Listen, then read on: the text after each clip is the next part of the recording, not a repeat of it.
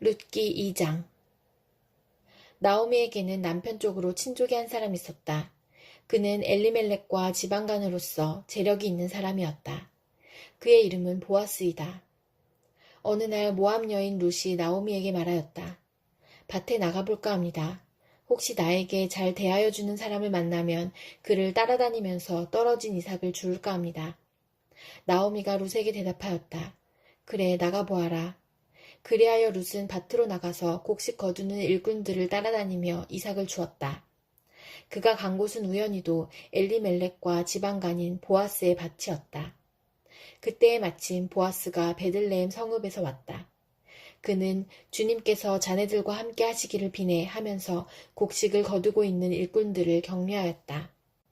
그들도 보아스에게 주님께서 주인 어른께 복을 베푸시기 바랍니다 하고 인사하였다. 보아스가 일꾼들을 감독하는 젊은이에게 물었다. 저 젊은 여인은 네 집 안악인가? 일꾼들을 감독하는 젊은이가 대답하였다. 저 젊은 여인은 나오미와 함께 모압 지방에서 돌아온 모압 사람입니다. 일꾼들의 뒤를 따라다니면서 곡식단 사이에서 떨어진 이삭을 줍도록 허락해달라고 하더니 아침부터 와서 지금까지 저렇게 서 있습니다. 아까 여기 밭집에서 잠깐 쉬었을 뿐입니다. 보아스가 룻에게 말하였다. 여보시오 세댁, 내가 하는 말을 잘 들으시오. 이삭을 주우려고 다른 밭으로 가지 마시오. 여기를 떠나지 말고 우리 밭에서 일하는 여자들을 바싹 따라다니도록 하시오. 우리 일꾼들이 곡식을 거두는 밭에서 눈길을 돌리지 말고 여자들의 뒤를 따라다니면서 이삭을 줍도록 하시오. 젊은 남자 일꾼들에게는 댁을 건드리지 말라고 단단히 일러두겠소. 목이 마르거든 주저하지 말고 물단지에 가서 젊은 남자 일꾼들이 길어다가 둔 물을 마시도록 하시오. 그러자 룻은 엎드려 이마를 땅에 대고 절을 하면서 보아스에게 말하였다. 저는 한낱 이방 여자일 뿐인데 어찌하여 저 같은 것을 이렇게까지 잘 보살피시고 생각하여 주십니까? 보아스가 룻에게 대답하였다. 남편을 잃은 뒤에 댁이 시어머니에게 어떻게 하였는지를 자세히 들어서 다 알고 있소. 댁은 친정 아버지와 어머니를 떠나고 태어난 땅을 떠나서 엊그제까지만 해도 알지 못하던 다른 백성에게로 오지 않았소. 댁이 한 일은 주님께서 갚아주실 것이요. 이제 댁이 주 이스라엘의 하나님의 날개 밑으로 보호를 받으러 왔으니 그분께서 댁에게 넉넉히 갚아주실 것이요. 룻이 대답하였다. 어른께서 이토록 잘 보살펴 주시니 몸둘 바를 모르겠습니다. 어른께서 거느리고 계신 여종들 축에도 끼지 못할 이 종을 이처럼 위로하여 주시니 보잘것없는 이 몸이 큰 용기를 얻습니다. 먹을 때가 되어서 보아스가 그에게 말하였다. 이리로 오시오. 음식을 듭시다. 빵 조각을 초에 찍어서 드시오. 룻이 일꾼들 옆에 앉으니 보아스는 그 여인에게 볶은 곡식을 내주었다. 볶은 곡식은 룻이 배불리 먹고도 남았다. 룻이 이삭을 주우러 가려고 일어서자 보아스가 젊은 남자 일꾼들에게 일렀다. 저 여인이 이삭을 주울 때에는 곡식단 사이에서도 줍도록 하게. 자네들은 저 여인을 괴롭히지 말게. 그를 나무라지 말고 오히려 단에서 조금씩 이삭을 뽑아 흘려서 그 여인이 줍도록 해주게. 룻은 저녁 때까지 밭에서 이삭을 주었다. 주운 이삭을 떠니 보리가 한 해 마쯤 되었다. 룻은 그것을 가지고 성읍으로 돌아갔다. 룻은 주워온 곡식을 시어머니에게 내보였다. 배불리 먹고 남은 볶은 곡식도 꺼내서 드렸다. 시어머니가 그에게 물었다. 오늘 어디서 이삭을 주었느냐? 어디서 일을 하였느냐? 너를 이처럼 생각하여 준 사람에게 하나님이 복을 베푸시길 바란다. 그러자 룻은 시어머니에게 자기가 누구네 밭에서 일하였는지를 말하였다. 오늘 내가 가서 일한 밭의 주인 이름은 보아스라고 합니다. 나오미가 며느리에게 말하였다. 그는 틀림없이 주님께 복받을 사람이다. 그 사람은 먼저 세상을 뜬 우리 식구들에게도 자비를 베풀더니 살아있는 우리에게도 한결같이 자비를 베푸는구나. 나오미가 그에게 말을 계속하였다. 그 사람은 우리와 가까운 사이다. 그는 지방간으로서 우리를 맡아야 할 사람이다. 모압 여인 룻이 말하였다. 그뿐이 아닙니다. 그가 데리고 있는 젊은 남자 일꾼들이 곡식 거두기를 다 끝낼 때까지 그들을 바싹 따라다니라고 하였습니다. 나오미가 며느리 룻에게 일렀다. 얘야, 그가 데리고 있는 젊은 여자들과 함께 다니는 것이 좋겠구나. 젊은 남자 일꾼들에게 시달림을 받다가 다른 밭으로 가지 않아도 되니 말이다. 그리하여 룻은 보리 거두기뿐만 아니라 밀 거두기가 끝날 때까지도 보아스 집안의 젊은 여자들을 바싹 따라다니면서 이삭을 주었다. 그러면서 룻은 시어머니를 모시고 살았다. 사도행전 27장. 우리가 배로 이탈리아에 가야 하는 것이 결정되었을 때에 그들은 바울과 몇몇 다른 죄수를 황제 부대의 백부장 율리오라는 사람에게 넘겨주었다. 우리는 아드라무떼노호를 타고 출항하였다. 이 배는 아시아 연안의 여러 곳으로 항해하는 배였다. 데살로니가 출신인 마케도니아 사람 아리스다고도 우리와 함께하였다. 이튿날 우리는 시돈에 배를 대었다. 율리오는 바울에게 친절을 베풀어 친구들에게로 가서 보살핌을 받는 것을 허락하였다. 우리는 시돈을 떠나 백기를 갈 때에 맞바람 때문에 키프로스 섬을 바람막이로 삼아서 항해하였다. 우리는 길리기아와 밤빌리아 앞바다를 가로질러 항해하여 루기아에 있는 무라에 이르렀다. 거기서 백부장은 이탈리아로 가는 알렉산드리아 배를 만나서 우리를 그 배에 태웠다. 우리는 여러 날 동안 천천히 항해하여 겨우 니도 앞바다에 이르렀다. 그런데 우리는 맞바람 때문에 더 이상 나아갈 수 없어서 크레타 섬을 바람막이로 삼아 살몬의 앞바다를 항해하여 지나갔다. 그리고 우리는 크레타 남쪽 해안을 따라 겨우겨우 항해하여 라세아 성에서 가까운 도시인 아름다운 항구라는 곳에 닿았다. 많은 시일이 흘러서 금식 기간이 이미 지났으므로 벌써 항해하기에 위태로운 때가 되었다. 그래서 바울은 그들에게 이렇게 충고하였다. 여러분, 내가 보기에 지금 항해를 하다가는 재난을 당할 것 같은데 짐과 배의 손실만이 아니라 우리의 생명까지도 잃을지 모릅니다. 그러나 백부장은 바울의 말보다는 선장과 선주의 말을 더 믿었다. 그리고 그 항구는 겨울을 나기에 적합하지 못한 곳이므로 거의 모두는 거기에서 출항하여 할 수 있으면 베닉스로 가서 겨울을 나기로 뜻을 정하였다. 베닉스는 크레타 섬의 항구로 서남쪽과 서북쪽을 바라보는 곳이다. 때마침 남풍이 순하게 불어오므로 그들은 뜻을 이룬 것이나 다름없다고 생각하고 닻을 올리고서 크레타 해안에 바싹 붙어서 항해하였다. 그런데 얼마 안 되어서 유라굴로라는 폭풍이 섬 쪽에서 몰아쳤다. 배가 폭풍에 휘말려서 바람을 맞서서 나아갈 수 없으므로 우리는 체념하고 떠밀려가기 시작하였다. 그런데 우리가 가우다라는 작은 섬 아래쪽을 따라 밀려갈 때에 그 섬이 어느 정도 바람막이가 되어주었으므로 우리는 간신히 거룻배를 휘어잡을 수 있었다. 선원들은 거룻배를 갑판 위에다가 끌어올리고 밧줄을 이용하여 선체를 동여매었다. 그리고 그들은 리비아 근해의 모래토브로 밀려들까 두려워서 바다에 닻을 내리고 그냥 떠밀려가고 있었다. 우리는 폭풍에 몹시 시달리고 있었는데 다음날 선원들은 짐을 바다에 내던졌고 사흘째 날에는 자기네들 손으로 배의 장비마저 내버렸다. 여러 날 동안 해도 별로 보이지 않고 거센 바람만이 심하게 불었으므로 우리는 살아남으리라는 희망을 점점 잃었다. 사람들은 오랫동안 아무것도 먹지 못하고 있었다. 그때 바울이 이렇게 말하였다. 여러분은 내 말을 듣고 크레타에서 출항하지 않았어야 했습니다. 그랬으면 이런 재난과 손실은 당하지 않았을 것입니다. 그러나 이제 나는 여러분에게 권합니다. 기운을 내십시오. 이 배만 잃을 뿐 여러분 가운데 한 사람도 목숨을 잃지는 않을 것입니다. 바로 지난밤에 나의 주님이시요 내가 섬기는 분이신 하나님의 천사가 내 곁에 서서 바울아 두려워하지 말아라. 너는 반드시 황제 앞에 서야 한다. 보아라. 하나님께서는 너와 함께 타고 가는 모든 사람의 안전을 너에게 맡겨주셨다. 하고 말씀하셨습니다. 그러므로 여러분 힘을 내십시오. 나는 하나님께서 나에게 말씀하신 그대로 되리라고 믿습니다. 우리는 반드시 어떤 섬으로 밀려가 닿게 될 것입니다. 10나흘째 밤이 되었을 때에 우리는 아드리아 바다에 떠밀려 다녔다. 한밤중에 선원들은 어떤 육지에 가까이 이르고 있다고 짐작하였다. 그들이 물 깊이를 재어보니 20길이었다. 좀 더 가서 재니 15길이었다. 우리는 혹시 암초에 걸리지는 않을까 염려하여 고물에서 닷 4개를 내리고 날이 새기를 고대하였다. 그런데 선원들이 배를 버리고 달아나려고 이물에서 닻을 내리는 척하면서 바다에 거룻배를 풀어내렸다. 바울은 백부장과 병사들에게 말하였다. 만일 이 사람들이 배에 그대로 남아있지 않으면 당신들은 무사할 수 없습니다. 그러자 병사들이 거룻배의 밧줄을 끊어서 거룻배를 떨어뜨렸다. 날이 새어갈 때에 바울은 모든 사람에게 음식을 먹으라고 권하면서 말하였다. 여러분은 오늘까지 열 나흘 동안이나 마음을 졸이며 아무것도 먹지 못하고 굶고 지냈습니다. 그래서 나는 여러분들에게 음식을 먹으라고 권합니다. 그래야 여러분은 목숨을 유지할 힘을 얻을 것입니다.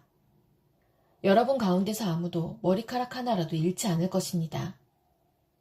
바울은 이렇게 말하고 나서 빵을 들어 모든 사람 앞에서 하나님께 감사를 드리고 떼어서 먹기 시작하였다. 그러자 사람들은 모두 용기를 얻어서 음식을 먹었다. 배에 탄 우리의 수는 모두 276명이었다. 사람들이 음식을 배부르게 먹은 뒤에 남은 식량을 바다에 버려서 배를 가볍게 하였다. 날이 새니 어느 땅인지는 알 수 없지만 모래밭이 있는 항만이 보였다. 그래서 그들은 어떻게 해서든지 배를 거기로 몰아 해변에 대기로 작정하였다. 닻을 모두 끊어서 바다에 버리고 동시에 키를 묶은 밧줄을 늦추었다. 그리고 앞 돛을 올려서 바람을 타고 해안 쪽으로 들어갔다. 그런데 두 물살이 합치는 곳에 끼어들어서 배가 모래톱에 걸렸다. 이물은 박혀서 움직이지 않고 고물은 심한 물결에 깨졌다. 병사들은 죄수들이 혹시 헤엄쳐 도망할까봐 그들을 죽여버리려고 계획하였다. 그러나 백부장은 바울을 구하려고 병사들의 의도를 막고 헤엄칠 수 있는 사람들은 먼저 뛰어내려서 무트로 올라가라고 명령하였다. 그리고 그 밖의 사람들은 널빤지나 부서진 배조각을 타고 무트로 나가라고 명령하였다. 이렇게 해서 모두 무트로 올라와 구원을 받게 되었다. 예레미야 38장.